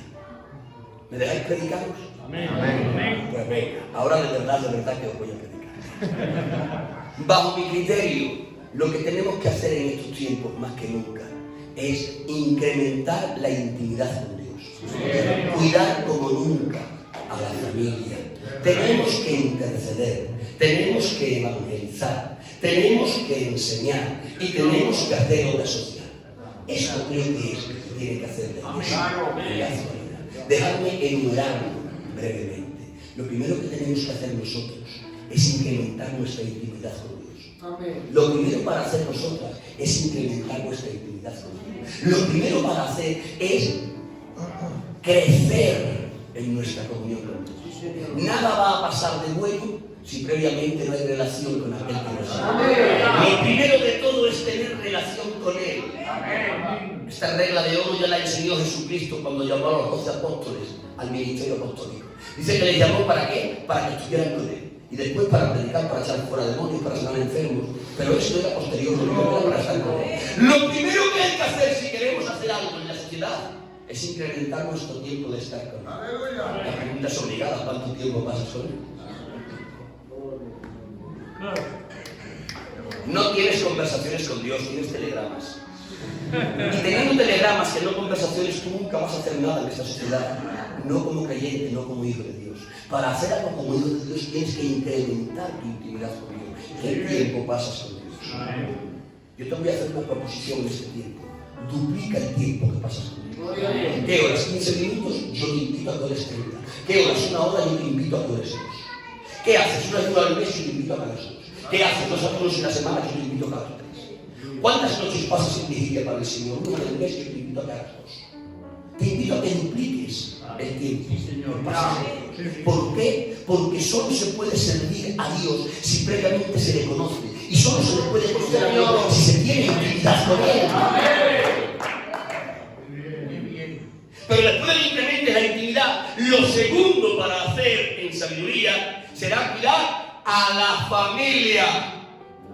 Me dirijo especialmente a los padres y esposos como cabezas del hogar. Os digo que el ministerio más grande que tenéis para ejercer, seáis o no ministros de la palabra, hablo ministros en términos generales. El ministerio más grande que tenéis para hacer es cuidar a lo más cercano que os entregó Dios, vuestra familia. Y cuidar la familia implica rescatar del baúl de los recuerdos una doctrina que fue caballo de batalla en la lucha del protestantismo de Martín Lutero: el sacerdocio universal. Invito a que empecéis a ejercitar el sacerdocio universal. ¿Qué es el sacerdocio universal? Es una doctrina que enseña la Biblia, por la cual se dice que todos, escuchad bien, todos los miembros del cuerpo místico de Jesús, todos los miembros de iglesia, son sacerdotes de la gracia. En el antiguo pacto solo el sumo sacerdote podía entrar una vez en el año en el lugar santísimo. En la dispensación de esta gracia puede entrar en el lugar santísimo cualquier creyente a la hora que quiera, sin tener que pedir cita previa. Somos sacerdocio universal. Ahora bien, ese sacerdocio universal, aplicado al padre de familia, aplicado al esposo, aplicado al que está liderando a la familia,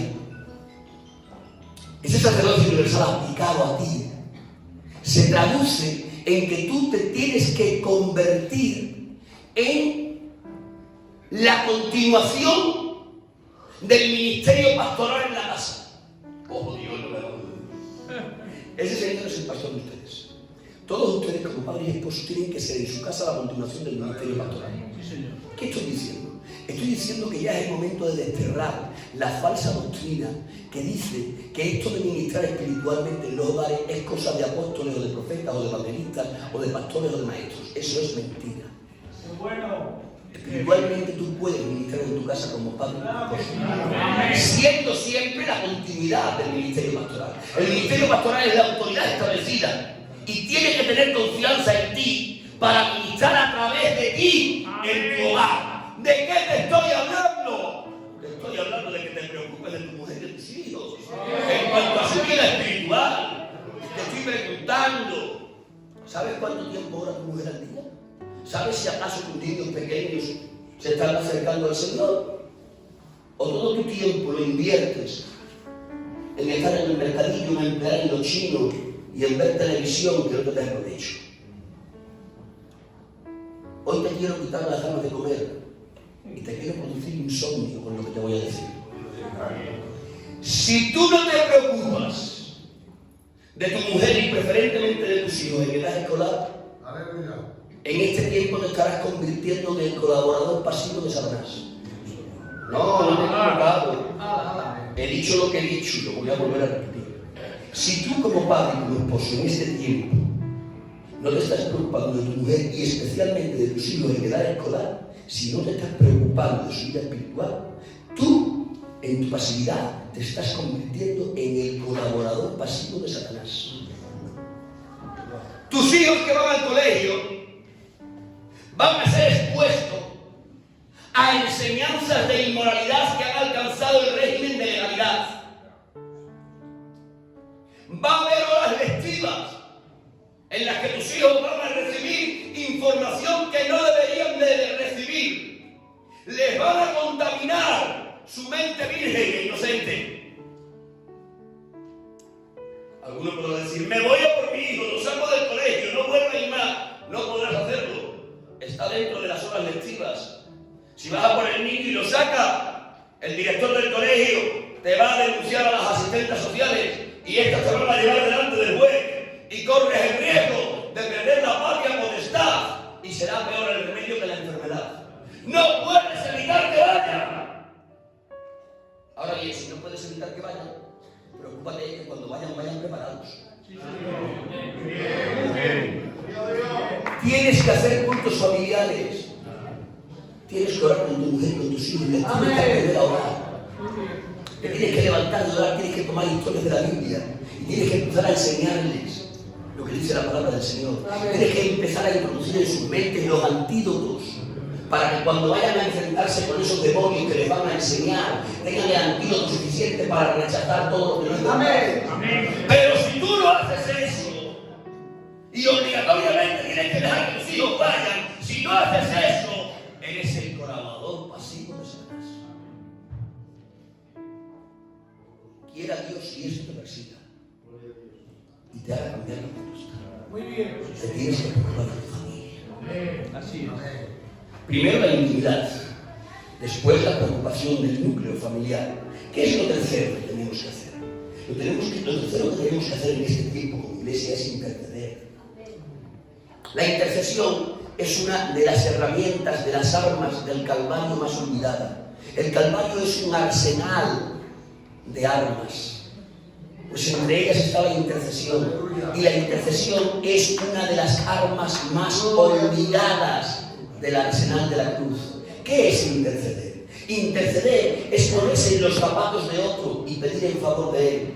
Interceder es una forma de oración. Hay tres formas de orar: pidiendo, adorando e intercediendo. Cuando pides, te diriges a Dios. Cuando adoras, Dios te busca a ti. Y cuando intercedes, te pones en el lugar de aquel por el que vas a pedir. La intercesión es tan poderosa, tan poderosa, tan poderosa, tan poderosa, que es la que permite que se haga realidad la voluntad perfecta de Dios. En ocasiones nos hemos equivocado y hemos dicho: la intercesión cambia la voluntad de Dios. Eso es mentira. La voluntad de Dios no es quien la cambie, Dios es inmutable. Por lo tanto, si la intercesión no cambia la voluntad de Dios, ¿qué es lo que hace? Lo que hace la intercesión es que permite que la voluntad de Dios se exprese. Hay ocasiones que la voluntad de Dios tiene un obstáculo para expresarse, y es la falta de arrepentimiento y de petición de perdón de aquellos que deberían de recibir la voluntad de Dios. Voy a intentar ser breve aquí, que nos tenemos que ir a comer. Mirad, el mundo entero es objetivo del amor de Dios. La voluntad perfecta de Dios para el mundo entero, ¿cuál es? Que vengan al conocimiento de la verdad y se salven. Esto es lo que quiere Dios para el mundo entero. Y si lo quiere Dios, ¿por qué no lo hace? Porque hay un obstáculo que se lo impide. Dios, aun siendo omnipotente, nunca va a quebrantar la libertad del ser humano. Por lo tanto, Él quiere como voluntad perfecta que todo el mundo venga al conocimiento de la verdad y se salve. Sin embargo, no todo el mundo viene al conocimiento de la verdad y se salva. ¿Por qué? Por lo que dice 2 de Corintios, capítulo 4, verso 4. Ahí dice que el Dios de este siglo, un título más de Satanás, cegó la luz del entendimiento de los incrédulos para que no les resplandezca la luz del Evangelio. ¿Qué nos está diciendo el texto? Que hay un ministerio satánico que tiene oscurecido al mundo entero. Y el mundo entero son ciegos. Tú a un ciego le puedes mostrar el mejor cuadro de Goya, pero no importa, es que no ve. Para apreciar lo que el cuadro le está ofreciendo, lo primero que tiene que hacer es ver de qué sirve que el cuadro esté frente a él. Lo que necesita es vista, después enseñar el cuadro. Por lo tanto, el mundo está cegado, pero Dios quiere salvarlos. ¿Pero qué necesita Dios para salvarlos? Que el mundo le diga: sí, yo acepto lo que tú me ofreces. Pero no pueden decir que sí, ¿por qué? Porque están cegados. Sí, Señor. Ahí tiene que entrar la intercesión. ¿Qué hace la intercesión? Tu intercesión, colocándose en los zapatos de aquel por el que estás pidiendo, le usurpa la identidad a este, déjenme decirlo así entre comillas, y tu libertad, en el lugar de aquel, permite a Dios ministrar convicción de pecado en él. Es decir, que tu intercesión es el préstamo de tu voluntad personal a Dios para que use tu voluntad personal en intercesión como pista de aterrizaje para poder ministrar al pecador. Voy a intentar explicar. Voy a usar una historia de la Biblia para explicarlo, que así se hace más lúcido todo. ¿Vos acordáis de aquella historia que para mí es la historia cumbre de lo que es la intercesión, donde Moisés durante 40 días está intercediendo delante del Señor? ¿Por qué intercede Moisés delante del Señor durante 40 días? Porque el pueblo de Israel ha pecado. ¿Y de qué manera? Han hecho becerros de oro y se han alejado del Señor. Y dice que han tenido danzas. No les voy a explicar lo que implicaban aquellas danzas, pero aquellas danzas eran de lo peor que se pueden imaginar. Es decir, el pueblo de Israel no solo había creado becerros y se había apartado de Dios, sino que se había degradado hasta el punto de quedar cegado. Hay un demonio ministrando sobre el pueblo de Israel. Dios está en el cielo, ve el delito del pueblo. El pueblo delinquido. Y yo soy el juez justo de toda la tierra. ¿Qué tengo que hacer yo como juez? Sentenciar el delito que se está cometiendo. Es decir, Dios se ha puesto la toma de juez. ¿Por qué? Porque soy el juez de toda la tierra. Hay un delito y lo tengo que sentenciar. Dios no puede hacer la vista gorda a un delito, porque entonces dejaría de ser el juez justo de toda la tierra. Aunque sean sus hijos, aunque sean sus preferidos, aunque sea la niña de sus ojos, hay un delito y el juez justo de toda la tierra tiene que sentenciar. Se ha puesto la toma. Ahí está Israel. Ahora una pregunta. ¿Desearía Dios perdonar a Israel? ¿Por qué no lo perdona? Porque Israel no pide perdón. El requisito para que tú perdones es que tú pidas perdón. Tu petición de perdón es la exteriorización de que tu libertad me dice que yo puedo actuar en ti. ¿Me seguís o no? Por lo tanto, Dios está vestido de juez. El pueblo está delinquiendo y el juez tiene que emitir una sentencia. Pero el juez desearía quitarse la toga de juez, vestirse de padre y perdonarlo. Pero para perdonarlo necesita que estos libremente le pidan perdón. Ahora, ¿por qué estos no le piden perdón? Porque están cegados en sus danzas por un demonio que está imperando sobre ellos. ¿Veis la escena? Ahí está el Señor, vestido de juez, para sentenciarlos. Ahí está el pueblo, incapaz de arrepentirse, porque está cegado por un espíritu de maldad. Y es entonces que Dios, antes de emitir la sentencia, la publica. Aquí está el kit de la cuestión. Antes de emitir la sentencia, la publica. ¡Los voy a matar! Ahora voy a parafrasearla. ¡Los voy a exterminar! ¡Que los extermino! ¡Que mira que los mato! ¿Por qué Dios está proclamando la sentencia antes de aplicarla? Porque está esperando que aparezca un intercesor. Dios sabe que aquellos están cegados por Satanás. No pueden arrepentirse por sí solos. Él como juez los tiene que sentenciar, pero como padre los quiere perdonar. Y ante esa tesitura, los voy a matar, que los mato. Está esperando que aparezca el intercesor. Y ahí aparece Moisés. ¿Qué hace Moisés? Moisés se pone en los zapatos de aquellos por los que va a interceder. ¿Por qué? Porque la intercesión demanda empatía. La intercesión demanda que yo sienta lo que siento en mi corazón. La intercesión demanda que yo me ponga en tus zapatos o en tu situación. Moisés empatiza con el pueblo de Israel y se pone en su lugar. ¿Han escuchado orar alguna vez a un intercesor? Claro que sí, que lo han escuchado. ¿Han leído en la Biblia cómo oran los intercesores? Los intercesores en la Biblia oran diciendo: Padre, perdónanos, hemos pecado, no somos dignos de ti, es verdad que hemos hecho maldades. Y tú ves al santo orando y le dices: muchacho, ¿por qué hablas en plural? Si tú no has pecado, ¿qué has pecado si ellos? Dice: ya, pero me estoy identificando con ellos, me estoy intercediendo, me estoy poniendo en los zapatos. ¿Me siguen? Moisés se ha puesto en los zapatos del pueblo de Israel y ha empezado a clamar. Y Dios en el cielo se ha frotado las manos y ha dicho: menos mal que he anticipado la sentencia antes de aplicarla. Porque ahora Moisés intercediendo me presta su libertad para poder quitarme la toga de juez y ponerme las vestimentas de padre. Porque yo no quería sentenciar, yo quería perdonar. ¿Qué ha hecho la intercesión de Moisés? ¿Cambiar la voluntad de Dios? No. Permitir que la perfecta voluntad de Dios se exprese. Teniendo eso claro, ¿cuántos familiares tenéis que no conocen a Dios? ¿Cuántos amigos tenéis que no conocen a Dios? ¿Cuántos conocidos tenéis que no conocen a Dios? ¿Sabéis que se van todos ellos al infierno? ¿Sabéis que ellos están oscurecidos? ¿Sabéis que no tienen capacidad en su libertad para usarla bien? ¿Sabéis que no pueden arrepentirse delante del Señor por sí solos? Necesitan dos cosas: la intercesión vuestra y la administración de convicción de pecados del Espíritu Santo. El Espíritu Santo está dispuesto a convencernos de pecado, pero no está dispuesto a interceder. No intercedes por nadie, déjame hablarte con libertad. Si no oras, ¿cómo vas a interceder? ¿A qué estás jugando? ¿De qué te sirve conocer los tiempos en los que estás viviendo? ¿De qué te sirve recordar los que tenemos? Si estás sentado en el sillón, si estás todo el día haciendo zapping, si estás todo el día en los chinos empleando, si estás todo el día en el mercado negociando. Pero yo te invito hoy a que incrementes la intimidad, a que pides a familia y a que empieces a ser un verdadero intercesor. Intimidad, familia, intercesor, evangelización. Voy a ir rápido ya, que lo tenemos que ir. La iglesia, en estos tiempos que vivimos, y sin olvidar lo que tenemos, viene a evangelizar. Mirad, pastor, tú lo sabes como yo. La iglesia que no evangeliza ha perdido el ADN de Dios. La iglesia que no evangeliza se convierte en un club social. Se convierte en una reunión de amigos. Pero no es la iglesia del Señor. Para ser iglesia del Señor hay que evangelizar. Ahora pregúntame, ¿qué es evangelizar? Evangelizar no es otra cosa que llevarle el mensaje de Dios a que está en la oscuridad. Ya está. Oiga, eso de evangelizar no hace falta un púlpito. Eso de evangelizar no hace falta ser militar. Eso de evangelizar no hace falta un parque. Eso de evangelizar no hace falta una plaza de todo. Eso de evangelizar no hace falta tanta parafernalia, que yo estoy a favor de ella. Yo digo que hay que hacer campaña. Yo digo que vale el púlpito. Yo digo que viva habilidad. De acuerdo.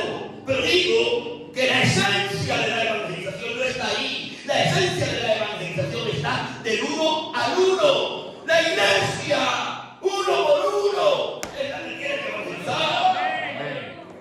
Pero decirme, esto lo digo yo, o lo dice San Pablo. No dice San Pablo que subiendo los altos llegó contigo a la cautividad y repartió dones entre los hombres. Y dice que estableció apóstoles, profetas, evangelistas, pastores y maestros. ¿Para qué los estableció? Para que perfeccionasen. ¿A quién? A los santos. ¿A fin de qué? A fin de que los santos hiciesen la obra del ministerio. La obra del ministerio no la hace el pastor ni los obreros, no la hace el apóstol ni el evangelista. La obra del ministerio la hace el conjunto de la iglesia. ¿Qué es la obra del ministerio? La obra del ministerio es una forma de definir el ministerio de la reconciliación. ¿Qué es el ministerio de la reconciliación? El ministerio de la reconciliación es un triste hombre diciéndole a otro triste hombre: te ruego como si Dios lo hace por medio de mí, que te reconcilies por favor con Dios. Pero mi pregunta es: ¿evangelizas tú? ¿Has incorporado la evangelización a tu forma de vida? Es que no soy predicador, es que no soy candidato, es que no soy obrero. Mentiras y excusas baratas. Eres hijo de Dios. Esto es lo único que se requiere para evangelizar. Pero evangelizas de verdad. Comunicas la verdad a aquellos que están en mentira. Comunicas la luz a aquellos que están en la oscuridad. Repartes medicina entre aquellos que están enfermos. Hay que ser muy malo hay que ser, para ver que la gente se muera por alrededor. Tú tienes la medicina para su enfermedad, no hay que ser muy malo. Así de raros somos muchos. Porque estamos viendo que la gente se muere y se va al infierno. Tenemos la medicina que es el evangelio y nos la repartimos. Necesita un patrón mental renovado la iglesia. Tú y yo necesitamos un patrón mental renovado. El patrón mental renovado para evangelizar con efectividad es el siguiente: cada relación, quiera Dios y el Espíritu Santo te darle a fuego esto que te voy a dar ahora. Este patrón mental necesitamos para renovar nuestra evangelización. Cada relación que tú tienes, ya sea una relación familiar, ya sea una relación de amistad, ya sea una relación de trabajo, ya sea una relación ocasional, cada relación que tú tienes es una oportunidad divinamente diseñada por Dios en la eternidad para que tú cooperes con la salvación de ese. Lo voy a volver a decir. Cada relación que tú tienes, ya sea familiar, ya sea de amistad, ya sea laboral o ya sea ocasional, cada una de esas relaciones las diseñó Dios en la eternidad como una oportunidad para que te conviertas en un colaborador de Dios en la salvación de ellos.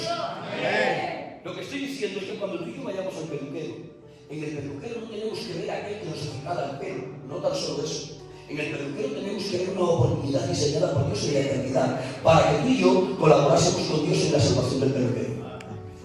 Lo que estoy diciendo con esto es que cuando vosotras vais a la señora de la tienda del pan, a la señora de la tienda del pan no la tenéis que ver como la señora que os da pan, la tenéis que ver como una oportunidad divinamente diseñada por Dios en la eternidad para que vosotras seáis colaboradoras de la salvación de esa señora. Que cuando vas al taller del mecánico, en el mecánico no solo tienes que ver al hombre que te arregla el coche. ¡Aleluya! Es que en el mecánico tienes que ver además a una oportunidad divinamente diseñada por Dios Amén. para que tú cooperes en la salvación de él. Amén. Evangelicemos mientras vivimos. Sí, Señor. Sí, Señor. Eso es lo que tenemos que hacer. Intimidad, familia, intercesión, evangelización. Voy a terminar, que no tengo ya tiempo.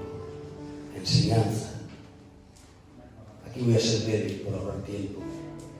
Cariños míos, ¿qué conocéis de la Biblia?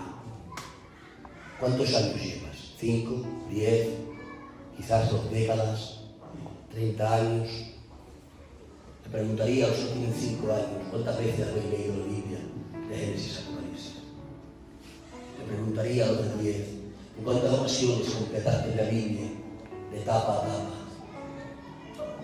O sencillamente la Biblia es un libro más en la estantería de un mueble cualquiera, que no coge polvo porque tu mujer es limpia, que no están las huellas dactilares tuyas en aquellas horas porque nunca las pasaste. Pero claro, así todos queremos alcanzar la cima de la santidad. ¿Sabéis cuál es la cima de la santidad? La cima de la santidad es la transformación. En su original es la metamorfosis. La transformación o metamorfosis es la cima de la santidad. ¿Cómo se alcanza la transformación o metamorfosis? Lo dice San Pablo. Dice que eso se alcanza por medio de ¿qué? De la renovación del entendimiento. Literalmente dice San Pablo, transformados por medio, nos da el medio, de la renovación del entendimiento. ¿Cómo se consigue la renovación del entendimiento? Leyendo la Biblia. ¿Por qué? Porque la Biblia es la que mantiene a través de la literatura la mente de Dios. Y cuando yo leo la Biblia, lo que estoy es absorbiendo los patrones mentales de Dios. Y cuando yo absorbo los patrones mentales de Dios, estoy desplazando mis patrones mentales. ¿Sabéis de dónde vienen mis patrones mentales? De la enseñanza familiar, de la cultura a la que pertenezco y de las circunstancias que marcaron mi vida. Esas son las 3 matrices de las que nacen mis patrones mentales. Pero Dios no quiere mis patrones mentales. Dios quiere sus patrones mentales de mí. Y me dice Dios, para adquirir mi mente, tienes que leer la Biblia, tienes que estudiar la Santa Palabra. Y cuando la absorbes, estás desplazando tus patrones para colocar los míos. Eso es renovación, sacar algo para colocar algo nuevo. Pero ¿cómo vas a renovar el patrón mental si no lees? ¿Y cómo entonces vas a alcanzar la transformación, la metamorfosis? Nosotros somos el producto de un cambio, no de una metamorfosis. En un creyente puede haber cambio, pero no transformación si no hay lectura de la Biblia. Te sacaron de la partida de las cartas, a las 7 te trajeron al culto. Eso es un cambio, te han cogido de aquí y te han traído aquí, pero sigue siendo lo mismo que eras. Una transformación es lo que aparece ilustrado en los gusanos de seda. El gusano de seda se arrastra y queda repulsa. De hecho, el gusano es un insulto. Si yo a alguien le digo gusano, le estoy insultando, todo el mundo sabe que le estoy insultando. ¿Por qué? Porque estoy haciendo alocución, estoy haciendo referencia a un bichero que se arrastra y que repulsa. Pero ese gusanito de que se mete en la caja de zapatos, ya os dije que yo soy de la generación de Barrio Sésamo, yo coleccionaba gusanos para arrancar piedras. Ya sabéis, así soy yo. Y cuando cogía el gusano y lo metía en la caja de zapatos, hacía un caparazón a su alrededor. Y de que salía del caparazón, lo que salía ya no era el gusano, era una mariposa. Eso es metamorfosis. De arrastrarte a volar, de crear repulsa a crear admiración. Esto es lo que Dios espera de nosotros. Transformación, metamorfosis. Pero esto no puede ocurrir si no hay lectura de la palabra del Señor. Cuando uno ha entrado en la metamorfosis, uno camina y sin hablar está predicando. ¿Te has echado un perfume bueno? Yo sé que sí que te gustan los perfumes buenos. Cuando te echas un perfume bueno, no hace falta que te pongas un cartel aquí diciendo que he echado un perfume bueno. Vas pasando, me vas por atrás. Cuando uno entra en la metamorfosis, que es la cima de la santificación, no hace falta que hable mucho. En su forma de vivir. Qué bien. Intimidad, familia, intercesión, comunicación, enseñanza y obra social. Esto es lo que también tenemos que hacer en este tiempo que nos ha tocado vivir, sin olvidar de Dios. ¿Qué tal si alguna vez hiciésemos en esta capilla un comedor del público? ¿Qué tal si un día las hermanas guisasen y buscásemos a la gente sin techo? ¿Qué tal si trajésemos a los ricos? ¿Qué tal si un día recolectásemos camisas y zapatos y pantalones que ya no usaban y hiciésemos un europeo público? ¿Qué tal si alguna vez permitiese Dios que nosotros a través del esfuerzo pudiésemos conseguir un albergue donde la gente que duerma a la intemperie tuviera un techo bajo el cual cobijarse. La obra social es una seña de identidad de la verdadera iglesia. De hecho, la obra social nació con la iglesia. De hecho, no se puede entender a la iglesia sin obra social y no se puede entender a la obra social sin la iglesia. El primer ente en la historia que hizo obra social fue la iglesia primitiva. Fue el primer ente en la historia que tuvo una partida económica. ¿Para qué? Para huérfanos, para viudas. Ahí nace la obra social en el mundo. Pero nosotros estamos haciendo obra social. ¿Qué va? Vivimos en nuestra burbuja, nosotros entre nosotros y nadie más. Nosotros somos judíos, los demás son gentiles. Este es el tiempo que vivimos. Sin olvidar el Dios que tenemos. Y esto es lo que tenemos que hacer. Intimidad, familia, intercesión, evangelización, enseñanza y oración. Hagamos esto en mitad de estos tiempos sin olvidar al Dios que tenemos. Y estaremos ejerciendo como la luz que disipa tinieblas y como la sal que cierra la corrupción. Te invito a que pongas en pies. Espíritu Santo. Un minuto nada más, las horas se están calentando, pero te voy a invitar a que pongas una luz tenue. Te voy a invitar a que no te vayas. Espérate, porque lo mejor está por llegar ahora. Es una alabanza, sé que son las dos, pero es una alabanza. En lo que dura esta alabanza, el Espíritu del Señor puede hacer lo que nadie más puede hacer tan solo Él. Mirad, yo le he puesto voz a la palabra, pero la palabra tan solo la puede usar Él. Inclina tus rostros, cierra tus ojos. Preparad la alabanza, lo que dure esa alabanza, ponga una luz más tenue. Va a ocurrir algo en tu corazón. Rompe ahora con todo lo que te está preocupando. Te invito a que te acerques al Señor, que abra tu espíritu. Ellos carrapan mi baratatais, portan gripes, me drogas. En lo que dura esta alabanza, no podemos terminar sin este noche. Tenemos que descansar ahora en la palabra, tenemos que permitir que el Espíritu use la palabra. Te pido, Espíritu Santo, que uses tú la palabra como solo tú la puedes usar. Que penetre el espíritu, el alma, que penetre la mente de cada uno de los aquí presentes. Que provoque cambios, transformaciones. Espíritu del Señor. Estos son los tiempos que nos tocaron vivir. No nos olvidamos de ti, que eres el Dios que tenemos, pero te pedimos capacidad para enfrentar este tiempo como tú quieres que lo enfrentemos. Espíritu Santo. Sé valiente, atribulado.